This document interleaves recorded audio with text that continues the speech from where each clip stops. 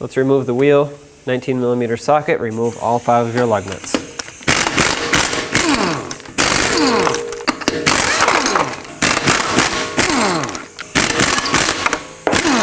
With this last one, the hubcap's going to want to come off, so take that off, of course, if you have steel wheels and if you have the hubcap. If not, don't worry about it.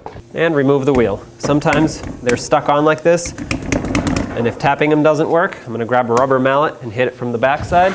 But before I do that, I want to put on a lug nut for safety. That way the tire and wheel don't go flying off when I hit it. There we go. Remove your safety lug nut and remove the wheel. Right in there, you'll see a 10mm bolt. Let's remove that.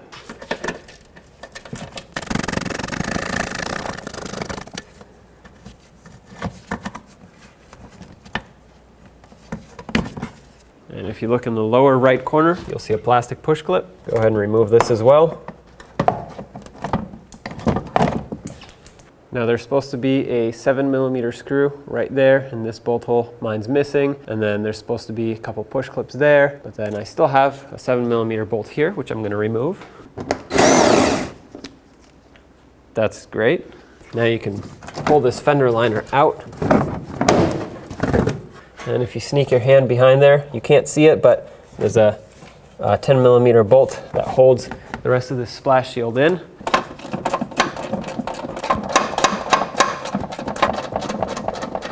Take the bolt out, the shield should come off. Put the fender liner back so that we can work in this area. Now when you look at the belt right here, first of all, take note of how it's routed. I'll provide you with a diagram later when we put it on, but take a picture or take a mental note. And then with a 16mm socket, this is the tensioner bolt right here. Go ahead and pull it counterclockwise. That will release tension off of the belt. You can slip the belt off, and then you can bring your tool up and remove it off of the tensioner. And there we go. And then you can remove the belt. I like to just take it right off, that way it stops flopping around in my face as I'm trying to work. It'll be easy enough to put back on when the time comes. I'm going to go ahead and take this idler pulley off, get it out of my way. That way I can access things better. This is a 16mm bolt as well.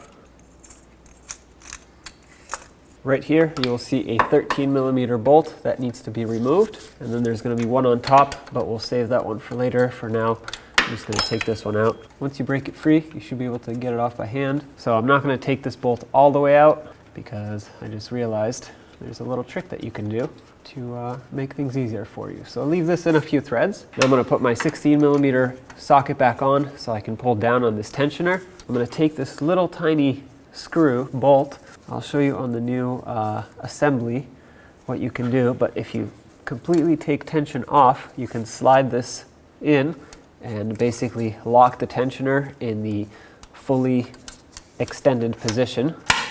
That makes it so that you can get your socket up on the top nut.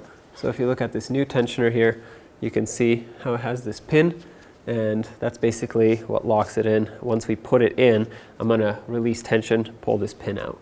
It's really hard to see, but the top bolt is right there. Follow the tensioner around, find it, break it free, and just like the bottom one, once it's broken free, you can do it by hand.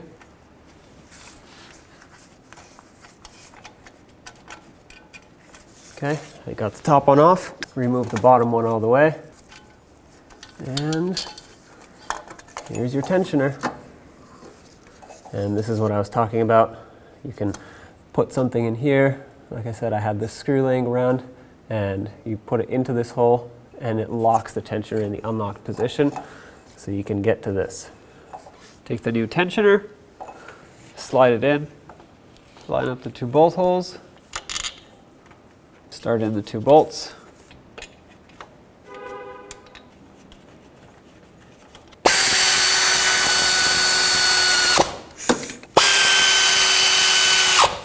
These 2 bolts get torqued to 212 inch-pounds. That converts to 17.7 foot-pounds. I'm going to put back this idler pulley. Torque this to 40 foot-pounds as well. All right, so I'm going to start at the water pump. I'm going to put the belt over, and then underneath this idler pulley here, and then over the power steering pump. From the power steering pump, I'm going to go underneath this idler, and then right up and over the alternator. Then I'm going to bring it underneath the AC compressor like this. I'm trying to hold tension on it so it doesn't fall off of anywhere. And then bring it underneath the harmonic balancer, and then it can go over this tensioner. Now because I have a brand new tensioner, there's a locking pin there that holds the tension released for me, but I still have to get that pin out. This is now a 15mm socket. Put that on there, release tension, pull this pin out. There it is. And now slowly let go. And there you have it. The belt is on. You want to make sure that it's sitting in all the ribs properly. I'm going to run my hand across everywhere to ensure that it is not off. If it's off, you need to fix it. All right, this looks perfect. Let's continue. Let's put this shield back on, line it up with that hidden bolt in there. Let's start in this bolt over here first. That way at least this can be held in place. I'm going to come back and tighten it in a minute. Let's put in the other bolt, and the other one is that hidden one in here that you can barely get to. Okay, let's tighten them both up.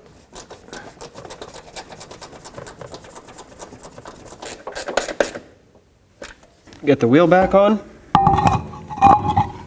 And if you have hubcaps, go ahead and put them on now because the lug nuts are what hold the hubcaps in. And you have this little cutout here that has to line up with your valve stem.